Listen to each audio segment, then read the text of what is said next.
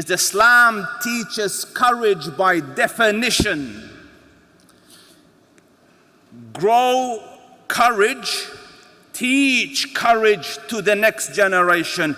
Because whatever you want in life worth having is on the other side of fear. If you have the courage to climb over your fear, you will be able to achieve the goals that you should achieve. Some of you have the talent to be the next big thing, yet you're afraid of losing a 9-to-5 job in which you're unhappy, miserable, you go in, day out, you curse yourself when you go, you curse yourself when you come. If you had had the courage to follow your dream, you would have become the next big thing. Having said that, dear ones, I said some of you, because what a weird situation that tomorrow the whole of Leeds has given up on their jobs, you know.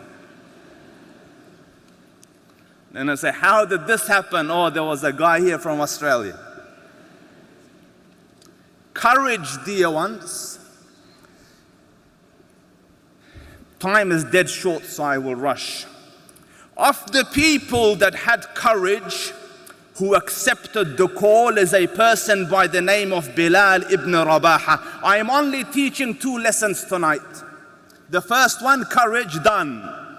Second one, of the people that had courage who accepted this mission was Bilal radiyallahu anhu. Bilal is a Habashi slave in Mecca, meaning he has no tribal support, no one to back him, no one to support him. Yet this Bilal is of the first 5 people to declare their faith. Ibn Mas'ud says, and the hadith is in Imam Ahmad, that the Prophet declared it, Abu Bakr declared it, Sumayya declared it, Ammar declared it, Bilal declared it, and Maqdad declared it, radiyallahu anhum ajma'in. With the heart, that also means he has foresight, because he can see what no one else can see. This has just started, and yet he sees that it is divine. But my point, my lesson to you is not this. My lesson to you is, if you bear difficulty, if you suffer for the truth, if you suffer for the deen, if you bear hardship for the service of the deen of Allah, only one thing happens. Allah Rabbul Izzah elevates you, honors you, exalts you through time and space. So Bilal, the slave, declared faith. The natural reaction is they taunted him, insulted him, assaulted him, tortured him.